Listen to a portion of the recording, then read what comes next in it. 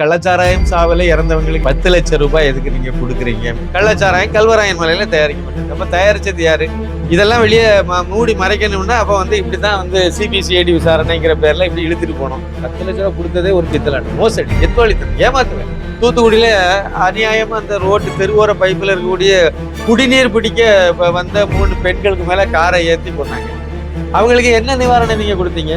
இப்போ டிஆர் பாலு, ஜெகத் ரட்சகன், கனிமொழி, அதாவது எடப்பாடி பழனிசாமி அவர்கள் அண்ணாமலைக்கு மேல உள்ள கோபத்தினால டாக்டர் ராமதாஸ் அவர்கள் சொன்ன கருத்து முழுக்க முழுக்க அது உண்மைதான். தமிழகத்துல இவ்வளவு வருஷம் நீங்க ஆட்சி செய்தீங்களே, இப்ப 6வது முறை முதலமைச்சரெல்லாம் இருக்கீங்களா? அப்புறம் ஏன் ஜாதி ஒளி இல்லை தமிழகத்துல? கூரை ஏறி கோழி பிடிக்க தெரியாதவன் வானம் ஏறி வைகுண்டம் போனானாம் அப்படின்னு ஒரு பழமொழி சொல்லுவாங்களா, அதே மாதிரி.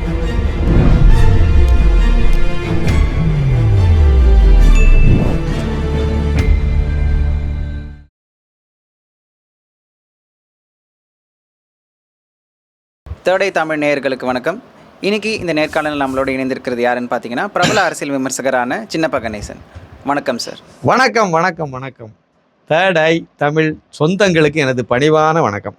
கள்ளச்சாராயம் குடிக்கிறதே சட்டவிரோதம். அப்படி இருக்கும்போது 10 லட்ச ரூபாய் இழப்பீடு எதற்கு அப்படின்னு சொல்லிட்டு ஹைகோர்ட் கேள்வி கேட்டிருக்கு. இதை பற்றி நீங்கள் என்ன நினைக்கிறீங்க? கரெக்டு, நீங்கள் சொன்ன மாதிரி, அதாவது கள்ளச்சாராயம் சாவல இறந்தவங்களுக்கு எதுக்கு நீங்கள் 10,000 ரூபாய் கொடுக்குறீங்க? 10 லட்சம் ரூபாய் எதுக்கு நீங்கள் கொடுக்குறீங்க? முதலமைச்சர் நிவாரண நிதியிலிருந்து நீங்கள் எடுத்து கொடுக்குறீங்க அப்படிங்கிற கேள்வி சென்னை ஹைகோர்ட் இந்த திராவிடியா மாடல் அரசாங்கத்துக்கு கேட்டிருக்கு. இதை கேட்டுட்டு அதுக்கு பிறகு அதில் முக்கியமாக அவங்க கோர்ட்டு தரப்பில் என்ன சொல்லியிருக்காங்க அப்படின்னா, நீதிபதிகள் அதில் என்ன மாதிரி சொல்லியிருக்காங்கன்னா, இந்த அமௌண்ட் அதிகங்கிற மாதிரி தான் அவங்க அதை சொல்லியிருக்காங்க. கள்ளச்சாராயம் கழிச்சு குடித்தவங்களுக்கு நீங்கள் ஏன் கொடுக்குறீங்கிற மாதிரி கேட்கல. அந்த இதுக்கு நீங்கள் கொடுத்த நிவாரணம், இந்த தொகை 10 லட்சம் அளவுக்கு நீங்கள் கொடுக்குறீங்க. எந்த அடிப்படையில் நீங்கள் கொடுக்குறீங்க? அந்த தொகையை நீங்கள் அவ்வளோ கொடுக்கணுமா? அதை மறுபரிசீலனை பண்ணுங்கிற மாதிரி சொல்லியிருக்காங்க. நீங்கள் இதை 1 லட்ச ரூபா கொடுங்க, இல்லை 2 லட்ச ரூபா கொடுங்க, இல்லை கொடுக்காம இருங்க அப்படிங்கிற மாதிரி உத்தரவு பிறப்பிக்கலை. நமக்கு உடைய இது என்னென்னா, என்னுடைய பார்வையை பார்க்கும்போது என்ன அப்படின்னா, இப்போ இவங்க கள்ளச்சாராயம்ங்கிறது அரசாங்கம் அந்த கள்ளச்சாராயத்தை தடுக்க தவறியது அப்படிங்கிறது அரசாங்கத்துக்கு மேலே தான் நம்ம வைக்கக்கூடிய குற்றச்சாட்டு இது இந்த இடத்துல. ஏன்னா அவங்க தானே கையாலாகாத அரசாங்கம், அதனால தான் அது கள்ளச்சாராயத்தை கட்டுப்படுத்தலை அப்படிங்கிறது தான் அதில் குற்றச்சாட்டு. ஏன்னா இது கடந்த ஆண்டும் இதேமாதிரி நடந்து 22 பேர் மரணம் அடைந்திருக்காங்க. மரக்காணம், அப்புறம் செங்கல்பட்டு மாவட்டங்களில் இந்த மாதிரி நடந்திருக்கு. பழையபடியும் நீங்கள் இந்த வருஷம் கிட்டத்தட்ட 80 பேருக்கு மேலே இறந்துருக்காங்க இன்றைக்கி இப்போ உள்ள நிலவரப்படின்னு சொல்லும்போது இது பெரிய எண்ணிக்கை. அது ரெண்டுமே கள்ளச்சாராயம் தான். அப்படின்னா கள்ளச்சாராயத்தை இந்த அரசாங்கம் ஊக்கப்படுத்துது, அதை முறையாக அது கையப்படுத்தலை, அதை தடுக்கலை அப்படிங்கிறது தான் உண்மை. கள்ளச்சாராயம் வடிக்கிறதை தடுத்தா தானங்க விற்கிறத தடுக்க முடியும். நீங்கள் கள்ளச்சாராயத்துக்கு விசச்சாராயம்னு ஒரு இல்லாத பெயரை போட்டு இது மெத்தனால் கலந்த இது தண்ணியில் மெத்தனால் கலந்து இவங்க கலக்கி கொடுத்ததுங்கிற மாதிரி ஒரு காரணத்தை சொல்லி இதை பூசி மெழுகிறதுக்கு சிபிஐ விசாரணை, சிபிசிஐடி விசாரணை சொல்லிட்டு ஊரை ஏமாத்துற வேலை எப்படி சரியாக இருக்கும்? ஒரிஜினலாக சிபிஐ விசாரணை வச்சு இது எங்கேருந்து தயாரிக்கப்பட்டது? கள்ளச்சாராயம் கல்வராயன் மலையில் தயாரிக்கப்பட்டது. அப்போ தயாரித்தது யார்? திமுகவினுடைய 2 எம்எல்ஏக்கள், வசந்தம் கார்த்திகேயன், அப்புறம் உதயசூரியன். இவங்க 2 தான் கல்வராயன் மலையில் கள்ளச்சாராயம் காய்ச்சுறாங்க. கஞ்சா தோட்டமே வச்சுட்டு இருக்காங்க அங்கே. இதெல்லாம் வெளியே மூடி மறைக்கணும்னா அப்போ இப்படி தான் சிபிசிஐடி விசாரணைங்கிற பேரில் இப்படி இழுத்துட்டு போனோம்.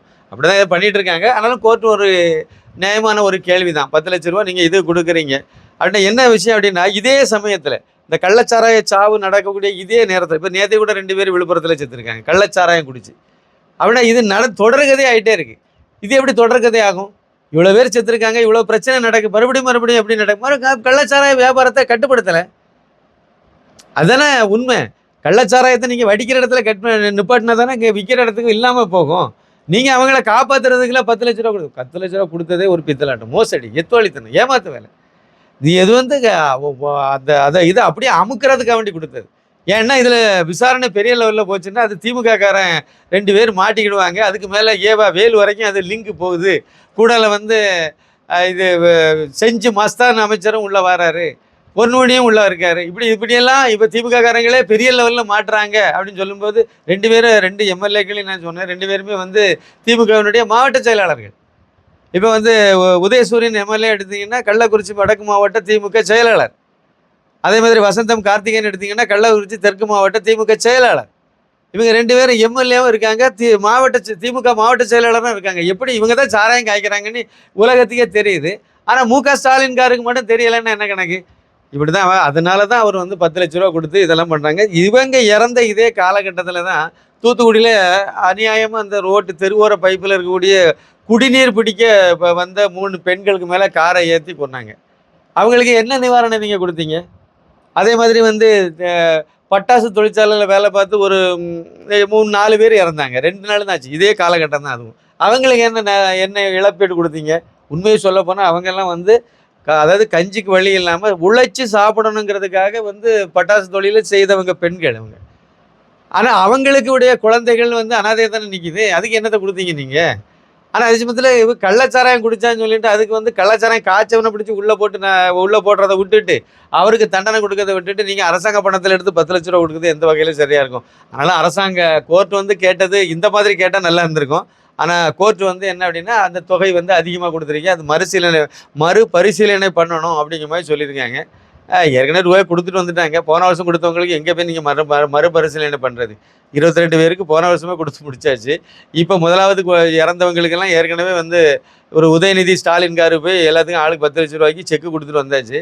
அப்புறம் இன்னும் மறுபரிசீலனை திருப்பி போய் கொடுக்க போகிறாங்களா இது எனக்கு தெரியல. அதில் போன தடவை கொடுத்ததுலாம் கள்ளச்சாராயம் விற்றவனே அவன் அந்த பாதிக்கப்பட்டவன் மாதிரி ஆஸ்பத்திரியில் போய் படுத்துட்டு நிதி உதவியெல்லாம் வாங்கின சம்பவங்கள்லாம் நடந்துச்சு. இல்லை இப்படி தான் இருக்கும்.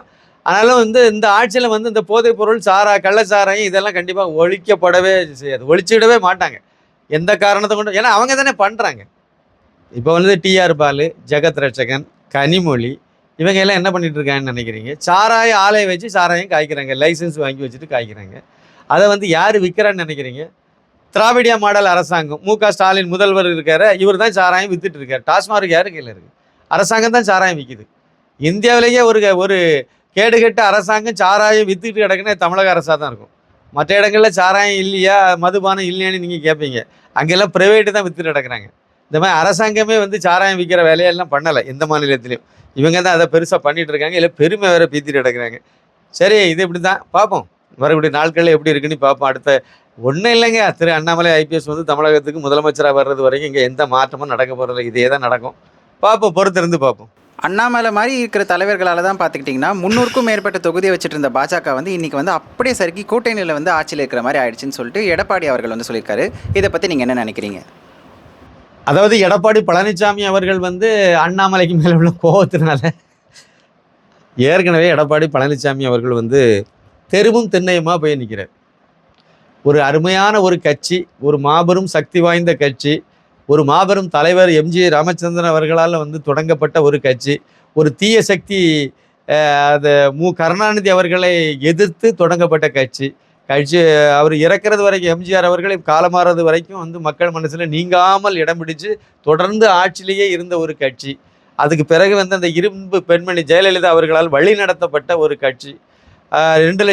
2 கோடி தொண்டர்களை கொண்ட கட்சின்னு மாறுதட்டுவாங்க. அந்த அளவுக்கு பெருமை வாய்ந்த ஒரு கட்சி இன்னைக்கு ஒரு சீட்டு வெற்றி பெற துப்பு இல்லாமல் கிடைக்கும். இதுதான் ஒரிஜினல் நிலவரம். இவர் போய் வந்து அண்ணாமலையினால தான் பாஜகவுக்கு 300 இடம் கிடைச்சிருக்க வேண்டியது. அண்ணாமலை வந்ததுனால தான் அது கிடைக்கலங்கிற மாதிரி இவர் இங்கே இப்போ சொல்ல ஆரம்பிச்சிருக்காரு.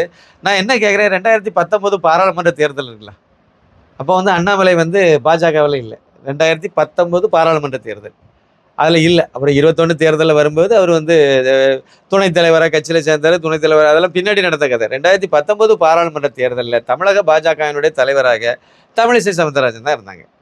அன்னைக்கு வந்து உங்கள் எடப்பாடியாரை உங்கள் கூட தான் வந்து கூட்டணி வச்சாங்க பாஜகவும். இதுவும் எத்தனை இடத்துல வெற்றி பெற்றுச்சு பாஜக? 300க்கு மேற்பட்ட இடங்களில் வெற்றி பெற்ற கட்சி. இப்போ குறைஞ்சி போச்சுன்னா அது காரணம் அண்ணாமலைன்னா, அன்னைக்கு நீங்கள் கான்ட்ரிபியூஷன் எவ்வளோ கொடுத்தீங்க? எத்தனை இடத்துல பாஜகவை வெற்றி பெற்ற வச்சு நீங்கள் வந்து பாராளுமன்றத்துக்கு அனுப்புறீங்க? ஒரே ஒரு இடம் அதிமுக ரெட்டையில நின்று தேனியிலிருந்து பன்னீர்செல்வம் அவருடைய பையன் வெற்றி பெற்றார். அது மட்டும்தானே. கொங்கு மண்டலத்தில் கூட ஒரு சீட்டு வெற்றி பெறல. அதுக்கு துப்பு இல்லாத ஆள் நீங்கள். அந்த அளவுக்கு தான் உங்களுக்கு மரியாதை இருந்துச்சு மக்கள் மத்தியில். அன்னைக்கே அது தெரிஞ்சு போச்சு. இருந்தாலும் வேறு வழி இல்லாமல் அப்படியே இழுத்துக்கிட்டே போனாங்க. அதானே இதெல்லாம் நிலவரம். ஏன்னா அன்னைக்கு முதலமைச்சரை வேறு நீங்கள் உட்காந்துருந்தீங்க. 2019 பாராளுமன்ற தேர்தலில் நீங்கள் வந்து முதலமைச்சரை வேலை உட்காந்துருந்தீங்க. இப்போ அந்த மாதிரி முதலமைச்சர் நாற்காலியில் உட்காந்துருந்த போது நீங்கள் அந்த நேரத்தில் பாஜக இதில் கூட்டணியில் நீங்கள் பாஜகவே உள்ளடக்கிய கூட்டணியில் இருந்து எத்தனை இடத்துல வெற்றி பெற்றீங்கன்னு பார்த்தா அதுக்கு வாய்ப்பு இல்லை. கழுத்தை தேஞ்சு கட்டரம்பு ஆன கதையாக அதிமுகவுடைய நிலைமை ஆயிருக்கு. 2021 சட்டமன்ற தேர்தலில் நீங்கள் வாங்கின அதிமுக தனியாக வாங்கின ஓட்டுக்கும் 2024 பாராளுமன்ற தேர்தலில் நீங்கள் வாங்கின ஓட்டுக்கும் உள்ள அந்த பெர்சன்டேஜ் நீங்கள் செக் பண்ணி பார்த்தீங்கன்னா 12% ஓட்டு, அதாவது 13%, 12.8% ஓட்டை நீங்கள் இழந்திருக்கீங்க. எவ்வளவு பெரிய அவமானம் இது! இதை பற்றி நீங்கள் கவலையே படாமல் இப்போ எவ்வளோ ஓட்டு வச்சுருக்கீங்க? 20.4% ஓட்டு தான் இப்போ உங்கள் கையில் இருக்குது. அதுவும் இந்த தேர்தலில் கிடைச்சது. அடுத்த தேர்தலில் இதுக்கு உத்தரவாதம் கிடையாது. இந்த லட்சணத்தில் நீங்கள் இருக்கீங்க. விக்கிரவாண்டி இடைத்தேர்தலில் போய் ஒரு வேட்பாளர் நிறுத்துறதுக்கே துப்பு கட்ட ஆள் நீங்கள். அதுக்கு துணிச்சல் இல்லாமல் எத்தனை இடத்துல அதாவது உங்கள் கட்சியை சார்ந்த தென் சென்னையில் நின்ன ஜெயக்குமாருடைய பையன் டெபாசிட் இழந்து போயிட்டார் ஐயா. 3வது இடத்துக்கு போயிட்டீங்களா? பாஜக 2வது இடத்துல இருந்த மரியாதைக்குரிய இடத்துல இருந்துச்சு. அதே மத்திய சென்னையிலும் பாஜக 2வது இடத்துல தான் வந்துச்சு. தமிழகத்தில் கிட்டத்தட்ட 12 இடத்துல ஏதோ 2வது இடத்துல பாஜக வந்துட்டு, நீங்கள் தமிழகம் பாண்டிச்சேரி சேர்த்து 8 இடத்துல டெபாசிட் இழந்து போயில கிடந்தீங்க. 81 சட்டமன்ற தொகுதிகளில் வந்து இந்த பாராளுமன்ற தேர்தலில் பாஜக அணி வந்து 2வது இடத்துக்கு வந்திருக்கு. அப்படின்னா என்ன அர்த்தம்? 81 சட்டமன்ற தொகுதியில் நீங்கள் 3வது இடத்துல இருக்கீங்கன்னு அர்த்தம். கன்னியாகுமரி பாராளுமன்ற தொகுதியில் வந்து நீங்கள் 4வது இடத்துக்கு போயிட்டீங்க. இவ்வளவு கேவலமான ஒரு சூழ்நிலையை வந்து அதிமுகவுக்கு உருவாக்குற நீங்கள் பாஜகவுக்கு பாடம் நடத்துறதுக்கு வந்திருக்கீங்க.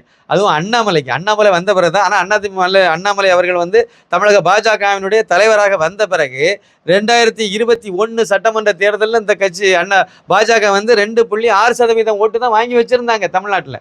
உங்கள் கூட தான் கூட்டணியிலையும் இருந்தாங்க. அவ்வளவுதான் வந்து பண்ண முடிஞ்சுது. ஆனால் இன்னைக்கு அது வந்து 11.5% ஓட்டை வாங்கி வச்சிருக்கு. எவ்வளவு பெரிய வளர்ச்சி! எல்லா கட்சியும் தேய்மானம், திமுக உட்பட எல்லா கட்சியும் கீழே இறங்கி வரும்போது ஓட்டு சதவீதத்தை இழந்திருக்கு. ஆனால் பாஜக மட்டும் தமிழ்நாட்டில் வளர்ந்துருக்கு. ஆனால் நீங்கள் என்ன நினைக்கிறீங்கன்னா அண்ணாமலையினால தான் வந்து பாஜகவுக்கு வந்து இழப்புங்கிற மாதிரி பேசுகிறீங்க. அதாவது போகாத ஊருக்கு வழி சொல்கிறது. வந்து நீங்கள் வந்து உங்களை நிலைநிறுத்துறதுக்கு கட்சி வாங்கிட்டீங்க, ரெட்டை இலையை வாங்கிட்டீங்க, அலுவலகத்தை நீங்கள் சட்ட ரீதியாக நீங்கள் உங்கள் கையில் ஆக்கிரமிச்சிட்டீங்க, எல்லாம் பண்ணீங்கல்ல. பண்ண பிறகு எதுவுமே ஏதாவது வெற்றி பெற முடிஞ்சதோ உங்களால் முடியலை. நீங்கள் வந்து இங்கே எதாவது சொல்லிட்டு இருக்கீங்க. இதெல்லாம் வந்து கேலிக்கூத்தான ஒரு விஷயமாக இருக்குது. நீங்கள் வந்து அதாவது எடப்பாடி பழனிசாமி அவர்கள் வந்து அந்த அதிமுகங்கிற கட்சிக்கு மேலே ஒரு விசுவாசம் வச்சு அந்த கட்சி நல்லா இருக்கணும்னு நினச்சாருன்னா அந்த கட்சியை ஒரு ஒருங்கிணைக்கிற வேலையை பார்த்தாருன்னா சரியாக இருக்கும். ஒருங்கிணைத்து எல்லாம் சேர்ந்து பண்ணாங்கன்னா நல்லாயிருக்கும். அதாவது இதில் இன்னொரு விஷயத்தையும் நம்ம மறந்துடக்கூடாது. 2021 திமுகவுக்கு வந்து அதாவது அதிமுகவுக்கு எடப்பாடி அவர்களுக்கு வந்து கிட்டத்தட்ட 63 எம்எல்ஏக்கள்லாம் கிடைச்சாங்க. அப்படின்னா பாஜக தயவுல கிடைச்சதுங்கிறது இப்போ புரியுதா? எல்லாரும் வெளியே பீத்திட்டு திரிவாங்க. அது எப்படிங்க பாஜக அதிமுகனால தான் பிஜேபிக்கு ஓட்டு கிடைச்சுன்னு சொல்லுவாங்க. ஆனால் உண்மையிலேயே வந்து இப்போ இந்த தேர்தலில் நடந்த முடிவு, கடந்த பாராளுமன்ற தேர்தல் முடிவில் வந்த தேர்வு முடிவில் வந்த ஓட்டு சதவீதத்தில் வச்சு பார்க்கும்போது பாஜகவினால தான் உங்களுக்கு வெற்றி கிடைச்சதுங்கிறது இப்போ புரியுதா? யோசிச்சிருக்கணும். அவசரப்பட்டு வெளியே போனது மட்டும் இல்லாமல் இப்போ பாஜக தனி நின்னால பாஜக வளர்ச்சி தெரிஞ்சு போச்சு. நீங்கள் தனியாக நின்னதுனால உங்களுடைய வீழ்ச்சியும் தெரிஞ்சு போச்சுல்ல. இனிமேல் அதை சரி கட்டுறதுக்கு ஏதாவது வழி உண்டுன்னா தேடி பாருங்கள். வந்து அதிமுகங்கிற கட்சியை மறுபடியும் கட்டமைக்க முடியுமான்னு பாருங்கள். ஓபிஎஸ், அப்புறம் வந்து தினகரன், அப்புறம் வந்து சசிகலாட்ட வந்து காலில் விழுந்து உங்களுக்கு முதலமைச்சர் நாற்காலியை கைப்பற்ற தெரிஞ்ச உங்களுக்கு கட்சியை காப்பாற்றுறதுக்கு அந்த அம்மாட்ட போய் சமரசம் பண்ணுறதுல என்ன பிரச்சனை? உங்களுக்கு கட்சி நல்லா இருக்குன்னு நினச்சிங்கன்னா பண்ணுங்கள். இல்லைனா அடுத்த எலெக்ஷனில் நீங்கள் போய் இது திமுக கூட போய் கூட்டணி வைக்கக்கூடிய சூழ்நிலை நோக்கி தான் போகுது. இந்த இதில் வந்து ஒரு பெரிய முக்கியமான ஒரு விஷயம் இருக்குது. இந்த தேர்தல் முடிவில் வந்து திமுகவும் அதிமுகவும் தனித்தனியாக அவங்க வாங்கின ஓட்டு ரெண்டையும் கூட்டி பார்த்தா 47% தான் வருது. தமிழக வரலாற்றிலேயே இந்த 2 கட்சியும் சேர்ந்து வாங்கின ஓட்டை கூட்டி பார்த்து அது வந்து 50% கீழே வருது. அப்படின்னா 53% மக்கள் இந்த 2 கட்சியும் புறக்கணிச்சிருக்காங்கிறது அர்த்தம். முதல் முறையாக தமிழ்நாட்டில் நடந்திருக்கு. திரு அண்ணாமலை ஐபிஎஸ் மூலமாக நடந்திருக்கு. அதனால் வந்து வேறு காரணங்கள், சப்ப காரணங்கள் சொல்கிறத விட்டுட்டு ஆக்கப்பூர்வமாக ஏதாவது செய்து அதிமுகங்கிற கட்சியை வந்து பலப்படுத்துறதுக்கு ஏதாவது முயற்சி பண்ணால் அது நல்லா இருக்குங்கிறது என்னுடைய கருத்து. பாஜகவினுடைய மாநில செயலாளர் அலெக்சிஸ் சுதாகர் வந்து குண்டர் சட்டத்துக்கு கீழே வந்துட்டு அவரை வந்து கைது பண்ணியிருக்காங்க. ஆக்சுவலி யார் இவர்? அதாவது வந்து என்னை பொறுத்த வரைக்குங்க, அவர் யார் இவர் யாருங்கிற மாதிரியெல்லாம் நான் வந்து பார்க்கல. என்னை பொறுத்த வரைக்கும் இந்த ரவுடிகளெல்லாம் வந்து கட்சியில் வந்து சேர்ந்துருக்காங்க, ஏதோ ஒரு சூழ்நிலையில் சேர்ந்துருக்காங்க அப்படின்னா அவங்களுக்கு வந்து நம்ம முக்கியத்துவம் கொடுக்க வேண்டிய அவசியம் இல்லைன்னு சொல்லுவேன். குறிப்பாக திமுகன்னு சொன்னால் திமுகவில் 80% இல்லை 90% ரவுடிகள் இருக்காங்கன்னா, பாஜகவில் வந்து 5%, 8% இல்லை 3% ரவுடிகள் இருப்பாங்க. இவ்வளோதான் வித்தியாசம். நீங்கள் வந்து யோக்கியன்லாம் அதிகமாக எங்கே இருக்குன்னு பார்த்தீங்கன்னா பாஜகவில் இருப்பாங்க. பாஜக வந்த பிறகு குறைஞ்சபட்சம் அவன் திருந்திருவான். குடிகாரனாக இருந்தால் கூட நல்லவனாக இருக்கும்னு நினைப்பான். அந்த அளவுக்கு பாஜகவுக்கு மேலே ஒரு மரியாதை இருக்குது. திமுக அப்படி இல்லை. அது ஒரு ரவுடி கட்சின்னு பேர் வாங்கின கட்சி. திமுகவை விடுதலை சிறுத்தைகள் அப்படின்னா அது ஒரு ரவுடித்தனம் தான் பண்ணுங்கிறது, சண்டித்தனம், மிரட்டுறது, உருட்டுறது, ரவுடித்தனம் பண்ணுறது, இதுதான் அவருடைய கலாச்சாரம்னு இருக்கிறதுனால அதில் அப்படி தான் இருப்பாங்க. இல்லை பாஜகவில் ஏதோ ஒரு ரவுடியை கண்டுபிடிச்சி இந்த ரவுடிக்கும் இந்த ரவுடிக்கும் தொடர்பு, இவர் வந்து பாஜகவில் வழக்கறிஞர் அணியில் இருக்காரு அப்படிலாம் சொல்கிறதில்ல. இல்லை பெரிய விஷயம் இருக்க மாதிரி எனக்கு தெரியல. இல்லை யார் இந்த என்னை பொறுத்த வரைக்கும் ஒரே ஒரு தான் சார், தப்பு செய்தவர் அப்பாவாக இருந்தால் கூட தன்னுடைய தந்தையாகவே இருந்தால் கூட தப்பு தாங்க. அதில் நியாயப்படுத்த வேண்டிய அவசியமே கிடையாது.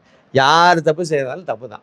அந்த அடிப்படையில் தான் நான் பார்க்குறேன். மற்றபடி வந்து பிஜேபிகளை இருக்கிறதுனால பிஜேபிக்காரங்க தப்பு செய்தால் அது நியாயம் உள்ளவங்க நியாயமாயிரும், இல்லைன்னா மற்றவங்க தப்பு செய்தால் அப்படிலாம் கிடையாது.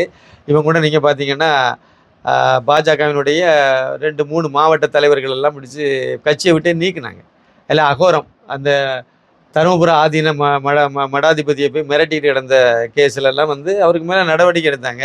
ஏதாவது ஒரு கட்சியில் எப்படி எடுக்க சொல்லுங்கள், எடுக்க மாட்டாங்க.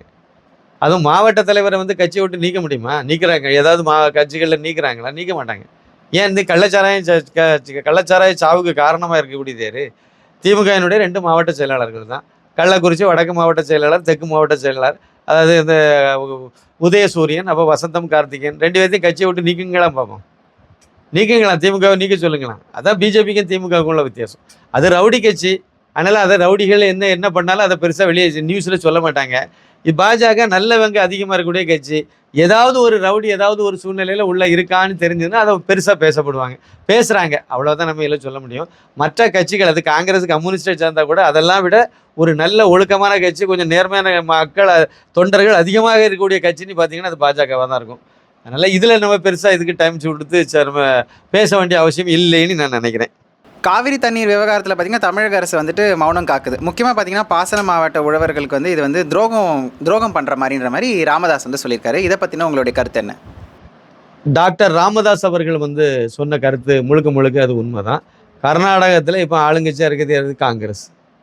தமிழகத்தில் ஆளுங்கட்சி அதே ஐஎன்டி கூட்டணியில் முக்கியமான ஒரு கட்சியாக இருக்கக்கூடிய திமுக.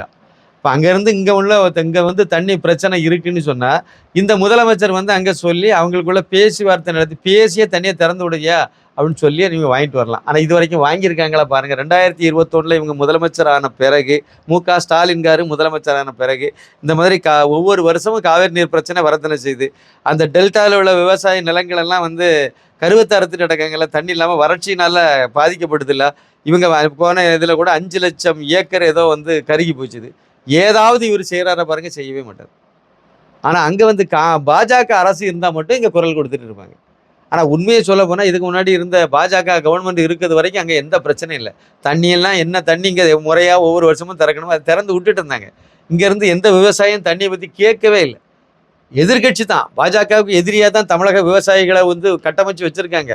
அப்படியெல்லாம் இருந்த பிறகு கூட அவங்க கேட்காமலே தண்ணியெல்லாம் வந்துருந்து அவங்க விவசாயம் கரெக்டாக தான் நடந்துட்டு இருந்துச்சு. இப்போ மட்டும் ஏன் வந்து அது தண்ணி அங்கேருந்து தரமாட்டாங்கன்னு சொல்கிறாங்க? அவங்களுக்கு தண்ணியை திறந்து விடுறதுல பிரச்சனை இல்லை. தண்ணியெல்லாம் இல்லைன்னா அதனுடைய தீர்ப்பாயம் இதெல்லாம் வந்து மேலாண்மை வாரியம்லாம் வந்து நீங்கள் தண்ணியை திறந்து விடுங்கன்னு சொல்ல போகிறதில்ல. தண்ணி இருக்குது, அதனால் திறந்து விடுங்க, உங்களுக்கு ஒன்றும் பாதிக்காது, அதனால் திறந்து விடுங்க அப்படிங்கிறதான் எல்லாம் மனசாட்சி விட்டு தான் எல்லாம் செய்கிறாங்க. அவங்க அதை வச்சு ஒரு அரசியல் பண்ணுறாங்க. முதலாவது சட்டமன்ற தேர்தல் முடிஞ்சு போச்சு, அப்புறம் பாராளுமன்ற தேர்தல் வந்துச்சு. அதை வச்சு அவன் அரசியல், கர்நாடகத்தில் உள்ள காங்கிரஸ்காரங்க வந்து அரசியல் பண்ணுறாங்க. அப்போ அதை நமக்கு இருக்கக்கூடிய ஒரு விளங்காத முதலமைச்சர் இதை வந்து கண்டிக்கணும்ல.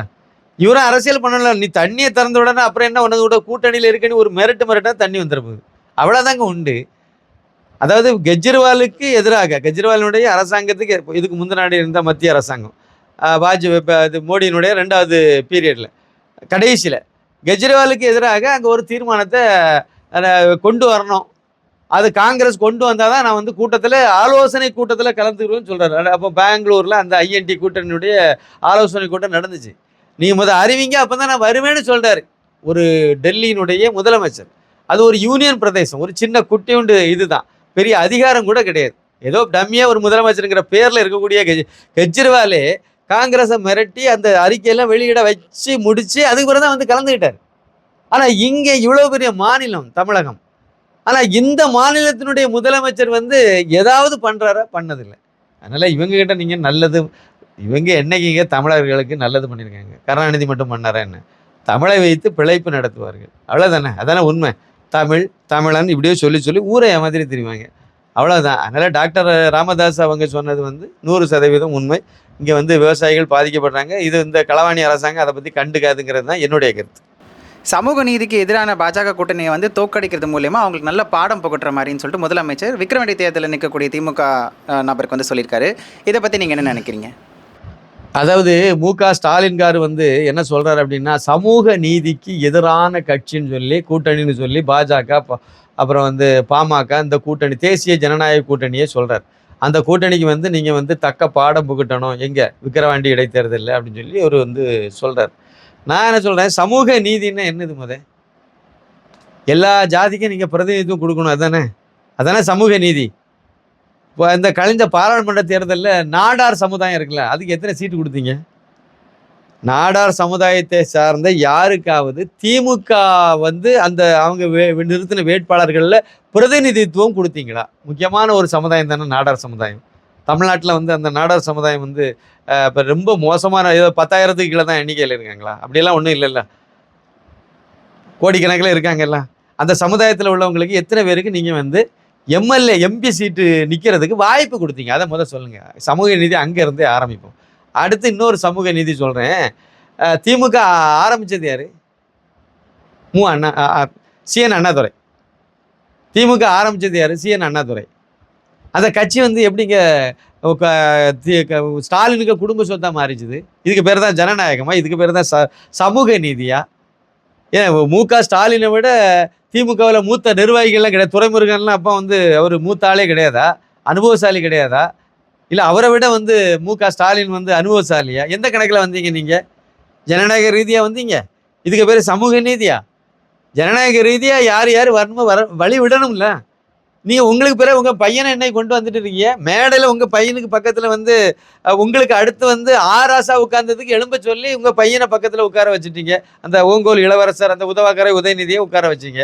இதுக்கு என்ன பேர்? இதுக்கு பேர் சமூக நீதி? எந்த வகையில் சமூக நீதி?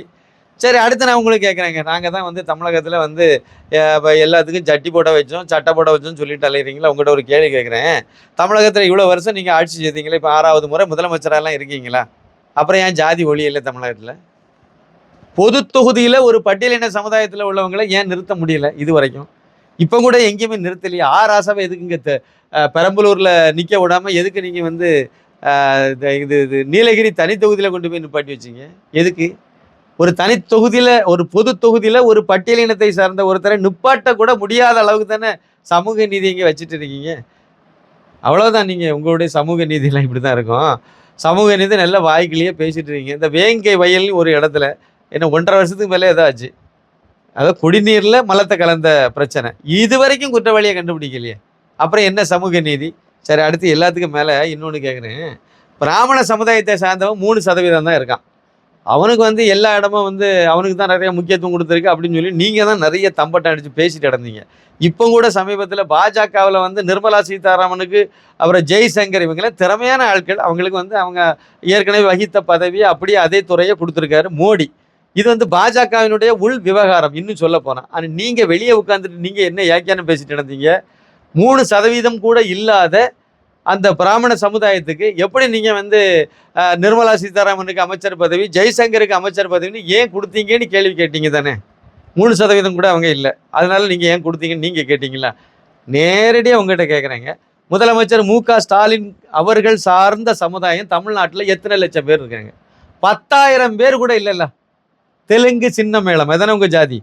அந்த ஜாதியில் சார்ந்தவங்க தமிழ்நாட்டில் ஒரு 10,000க்கு உள்ளால தானே இருக்காங்க.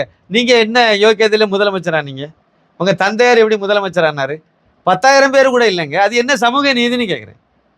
அப்படின்னா இந்த தமிழகத்தில் பெரும்பான்மையாக இருக்கக்கூடிய எண்ணிக்கையில் இருக்கக்கூடிய பெரிய சமுதாயத்தில் உள்ள ஒருத்தர் தானே முதலமைச்சராக இருக்கணும்.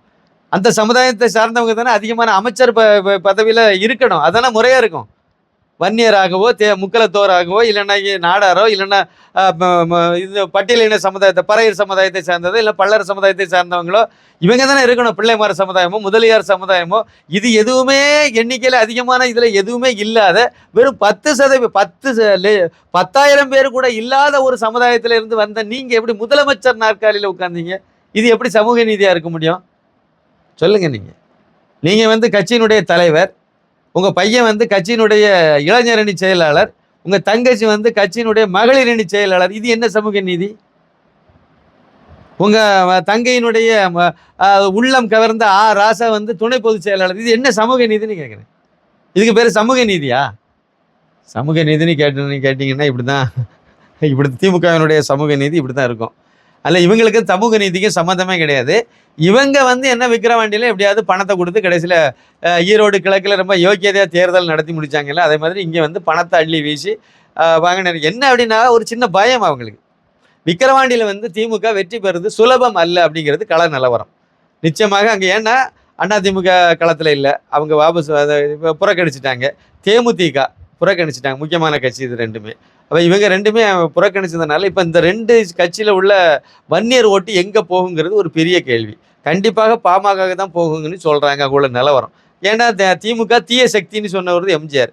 கடைசி வரைக்கும் ஜெயலலிதா அந்த அம்மா திமுகவை தீய சக்தின்னு தான் சொன்னாங்க. அதனால் அந்த எந்த காரணத்தை கொண்டு அதிமுகவில் இருக்கக்கூடிய வன்னியர் சமுதாய மக்கள் திமுகவிலவே ஓட்டு போடுறதுக்கு வாய்ப்பு இல்லை. எந்த சமுதாயத்தில் உள்ள அதிமுக காரனாக இருந்தாலும் திமுகவில் ஓட்டு போடுறதுக்கு வாய்ப்பு இல்லை. அப்படின்னா அதிமுக நிற்காத பட்சத்தில் அந்த கட்சியை சார்ந்த தொண்டர்கள், நிர்வாகிகளை வேணால் விலைக்கு வாங்கிடலாம் விட்டுருங்க, ஆனால் தொண்டர்கள் ஆதரவாளர்கள் நிச்சயமாக பாமகவுக்கு மாம்பழத்தில் வேணால் ஓட்டு போடுவாங்களே தவிர திமுகவுக்கு உதயசூரியனில் ஓட்டு போடுறதுக்கு வாய்ப்பு இல்லை. அப்புறம் தேமுதிக, அதுவும் அங்கே கொஞ்சம் வலுவான ஒரு கட்சி தான் விக்கிரவாண்டியை பொறுத்த வரைக்கும். ஆனால் அந்த கட்சியை பொறுத்த வரைக்கும் அதில் உள்ள தொண்டர்களும் கூட திமுகவுக்கு ஓட்டு போடுறது ரொம்ப கம்மி. ஏன்னா அவங்களுடைய தலைவர் விஜயகாந்த் அவர்கள் ஆசையாக கட்டி வச்சிருந்த கல்யாண மண்டபத்தை, ஆண்டாள் அழகர் கல்யாண மண்டபத்தை உடைக்கிறதுக்காக வேண்டிய பிளானை மாற்றி போட்டு அதை உடைச்ச கும்பல் திமுக கும்பல். இது எப்படி இது அந்த தேமுதிக தொண்டர்களுக்கு தெரியாதா? அவங்களுக்கு இது பற்றி யோசனை இருக்காதா? எப்படி அவங்க உதயசூரியனுக்கு போய் ஓட்டு போடுவாங்க? அப்போ அது இல்லை. இன்னொரு தகவலையும் நம்ம சொல்லணும். சமூக நீதியை பற்றி ரொம்ப பேசுனதுனால நம்ம சொல்லணும். விக்கிரவாண்டியில் 50% மேலே வன்னியர் சமுதாய மக்கள் ஓட்டு இருக்குங்க. அதனால இவங்களுக்கு ஒரு பயம் வந்திருக்கு. சமூக நீதியை பேசுன இவங்களுக்கு முதல் தகுதி இல்லைன்னு சொன்னோம் பார்த்தீங்களா, அதுக்கு ஒரு காரணம். நான் இன்னொரு பாயிண்டையும் நான் சொல்கிறேன். விழுப்புரம் தெற்கு மாவட்ட திமுக செயலாளராக இருந்தவர் புகழேந்தி. அவர் இது விக்கிரவாண்டி தொகுதி எம்எல்ஏவும் இருந்தார். இப்போ காலமாயிட்டார். இப்போ அதனால தான் அங்கே இடைத்தேர்தல் வருது. அப்போ அந்த விழுப்புரம் தெற்கு மாவட்ட திமுகவினுடைய செயலாளர் இப்போ யார்? அதே வன்னியர் சமுதாயத்துக்கு கொடுத்துருக்கணும்ல. அவர் வன்னியர் சமுதாயத்தை சார்ந்தவர் புகழேந்தி. அப்போ அவருக்கு பதிலாக இன்னொரு வன்னியருக்கு தானே அந்த இடத்த நீங்கள் கொடுத்துருக்கணும். ஏன்னா அது ஏரியா உள்ள வன்னியர் அதிகமாக உள்ள ஒரு பகுதி. ஆனால் நீங்கள் பொன்முடியுடைய பையனுக்கு கொடுத்துருக்கீங்க. அவர் தான் இப்போ பொறுப்பாளராக இருக்கார். தேர்தல் முடிஞ்ச உடனே அவர் செயலாளராக போகிறீங்க. இது என்ன சமூக நீதி? அங்கே இல்லை ஒரு இது வேணும்ல. அந்த பகுதியில் இருக்கக்கூடியது வன்னியர் சமுதாயம் அதிகம். இப்போ வன்னியர் ஏற்கனவே ஒருத்தர் இருந்தவர் இறந்து போயிட்டார். இறந்து போனவருக்கு பதிலாக இன்னொரு வன்னியர் சமுதாயத்தை நீங்கள் கொடுத்தா தான் அது சமூக நீதியாக இருக்க முடியும். அப்போ சமூக நீதிக்கு எதிரான கட்சின்னா திமுக தான். கண்டிப்பாக எந்த சூழ்நிலையும் இது பாஜகவோ பாமகவோ இருக்காது. அதுக்காக வேணும்னு போராடுற ஆளு தானே. எல்லாருக்கும் கொடுக்கணும்னு நினைக்கிற கட்சிகள் தான் இது. அதனால் சமூக நீதியெல்லாம் பற்றி பேசுகிறதுக்கு மு.க. ஸ்டாலின்காரருக்கு எந்த வகையிலும் அருகதை கிடையாது. திமுககாரனுக்கும் கிடையாது, அந்த கூட்டணி பரிவாரங்களுக்கும் கிடையாதுன்னு தான் நான் சொல்லுவேன். பாமக தலைவர் அன்புமணி என்ன சொல்லியிருக்காருன்னா, சாதிவாரி கணக்கெடுப்பு நடத்தாமல் சமூக நீதிக்கு துரோகம் பண்ணுறது யாருன்ற ஒரு கேள்வி கேட்டிருக்காரு. இது போக நிறைய கேள்விகளை கேட்டிருக்காரு. இதை பற்றி நீங்கள் என்ன நினைக்கிறீங்க? இதுவும் உண்மைதான். ஜாதிவாரி கணக்கெடுப்பு நடத்தினா மு.க. ஸ்டாலின் சார்ந்த சமுதாயம் அந்த ஜாதியில எத்தனை பேர், அதான் 10,000க்கு கீழே இருக்காங்கிறத அப்பட்டமா வெளியே தெரிஞ்சு போயிடும். அந்த ஒரே காரணத்தினால தான் தமிழகத்தில் ஜாதிவாரி கணக்கெடுப்பு இவங்க நடத்த மாட்டாங்க. எந்த காலத்திலையும் கருணாநிதி நடத்தினது கிடையாது, மு.க. ஸ்டாலின் நடத்த போகிறதில்லை. ஆனால் இவங்க இந்த போகாத ஊருக்கு வழி சொல்லிட்டு இருப்பாங்க. கூரை ஏறி கோழி பிடிக்க தெரியாதவன் வானம் ஏறி வைகுண்டம் போனானாம் அப்படின்னு ஒரு பழமொழி சொல்லுவாங்களே, அதே மாதிரி சட்டசபையில் தீர்மானம் நிறைவேற்றி விட்டு நீங்கள் உங்கள் வீட்டு பாட்டுக்கு கிளம்பி போய் ஜாதிவாரி கணக்கெடுப்பு தமிழ்நாடு முழுக்க எடுக்கலாம். ஜாதிவாரி மட்டும் இல்லை, மத வாரியான கணக்கெடுப்பை நீங்கள் நடத்தி தமிழகத்தில் எவ்வளோ பேர் இந்துக்காரன் இருக்கான், எவ்வளோ பேர் கிறிஸ்டின் இருக்கான், எவ்வளோ பேர் முஸ்லீம் இருக்கான், இதே நீங்கள் எடுத்து வச்சு அதுக்கு தக்கவாறு யார் யாருக்கு என்ன கொடுக்கணுமோ இதையும் நீங்கள் கொடுக்கலாம். இடஒதுக்கீடு மற்ற விஷயங்களை நீங்கள் செய்யலாம். இது ஜாதிவாரி கணக்கெடுப்பும் மத ரீதியான கணக்கெடுப்பும் நீங்கள் எடுக்கலாம், தாராளமாக எடுக்கலாம். மாநில அரசு யாரும் உங்கள்கிட்ட கேட்க போகிறதில்ல.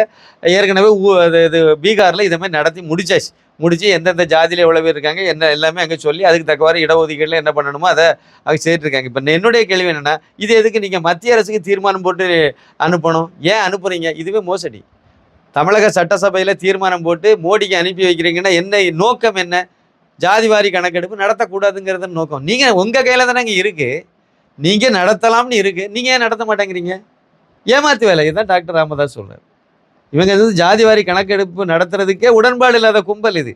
எந்த காலத்துலையும் இது நடத்த மாட்டாங்க. அதான் நான் திருப்பி சொல்கிறோம்ல, ஜாதிவாரி கணக்கெடுப்பு நீங்கள் நடத்துனீங்கன்னா மு.க. ஸ்டாலின் சார்ந்த ஜாதியான தெலுங்கு சின்ன மேளம், அது சின்ன மேளம்னு எடுத்தாலும் சரி தான், தெலுங்கு சின்ன மேளம்னு எடுத்தாலும் சரி தான், அந்த சின்ன மேளம்ங்கிற அந்த ஜாதிக்கு எவ்வளோ பேர் இருக்காங்கன்னு பார்த்தீங்கன்னா 10,000 கீழே பேர் தான் இருக்காங்களாம் தமிழ்நாடு முழுக்கவே. அப்போ 10,000 கீழே உள்ள ஒரு சமுதாயம், ஒரு குட்டியுண்டு சமுதாயத்தில் இருக்கக்கூடிய சார்ந்த மு.க. ஸ்டாலின் தான் அப்படிங்கிறது அப்பட்டமாக வெளியே தெரிஞ்சிடும். அப்புறம் எங்கே சமூக நீதி பேசுறது? அதனால தான் இவங்க ஜாதிவாரி கணக்கெடுப்பு நடத்த மாட்டாங்க. அதுக்கு எதிரான நிலைப்பாட்டில் மு.க. ஸ்டாலின் இருக்குது. காரணமே தான். ஆனால் நாங்கள் ஆதரவாக இருக்குங்கிற மாதிரி கணக்கில் காணிக்கணும். அதுக்கு சட்டசபையில் ஒரு தீர்மானத்தை போட்டு பேருக்கு அனுப்பி வச்சாச்சு. அதோட கதை முடிஞ்சு போச்சு. என்னமோ அடுத்து எலெக்ஷன் நேரத்தில் அதை பற்றி பேசுவாங்க. சட்டசபையில் நாங்கள் தீர்மானம் போட்டு நாங்கள் அனுப்புகிறோம், ஆனால் மோடி பாராமுகமாக இருக்காருன்னு சொல்லி ஒரு நீண்ட நெடிய ஒரு அறிக்கை விட்டுட்டு அலைவாங்க. இவ்வளோதான். இது ஒரு நாடகம். திமுகனாலே ஒரு நாடக கம்பெனி தான். அது நாடகத்தை கச்சிதமாக அரங்கேற்றுறதுங்கிறது தான் உண்மை. டாக்டர் ராமதாஸ் அவர்கள் சொன்னது 100% உண்மை. இதுதான் என்னுடைய கருத்து. அரசியல் சார்ந்த பல விஷயங்களை நீங்கள் பகிர்ந்துக்கிட்டீங்க. ரொம்ப நன்றி சார். நன்றி. மிக்க நன்றி. வணக்கம்.